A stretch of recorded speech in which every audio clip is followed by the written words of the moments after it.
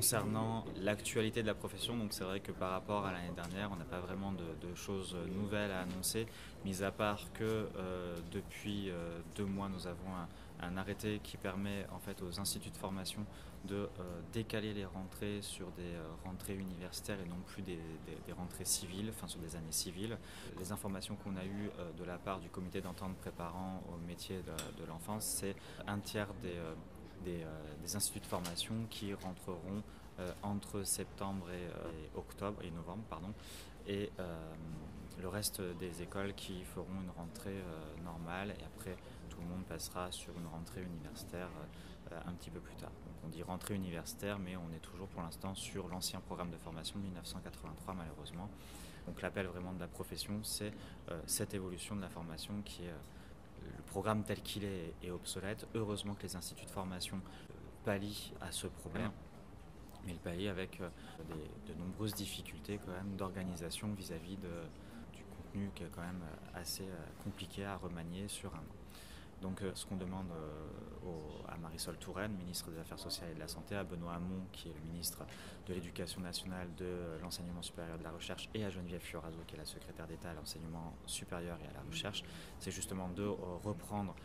les travaux de réingénierie le plus rapidement possible, et en priorité sur les spécialités infirmières pour construire le cursus licence, master, doctorat, et vraiment le plus rapidement possible pour la formation, parce que les étudiants à l'heure actuelle qui rentrent à l'école de puéricultrice en ayant fait le nouveau programme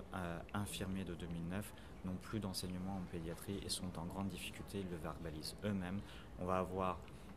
l'exemple tout à l'heure à la commission étudiante où justement ce sujet sera fortement abordé. Et on a aussi l'expérience des professionnels de terrain qui le disent et qui sont inquiets justement sur les compétences des professionnels vis-à-vis de l'enfant. J'en viens donc à l'aspect un petit peu plus politique, puisque hier Marisol Touraine a annoncé les grandes orientations de la future loi de santé. Nous sommes quand même relativement inquiets parce que au niveau de la prévention du jeune enfant, on n'y voit pas beaucoup d'éléments concrets. On voit effectivement que les orientations de la loi vont s'engager sur la jeunesse, mais on parle de jeunesse à partir de l'enfant qui va à l'école. Or, si on veut travailler sur les inégalités sociales de santé, ça se fait dès la conception de l'enfant et pas forcément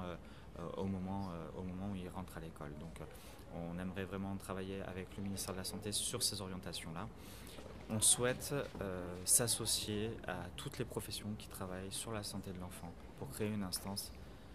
ou une association, quelque chose qui puisse réunir tous ces professionnels de l'enfance de manière interdisciplinaire pour qu'on puisse avoir une politique réelle de santé de l'enfant en France, dans le système de santé français.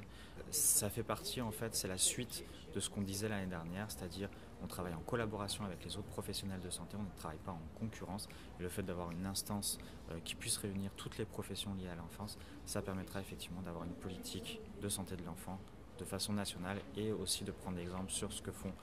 les autres à l'international pour éviter de reproduire les erreurs ou aussi prendre les bonnes choses qui sont faites ailleurs sans avoir à tout réinventer.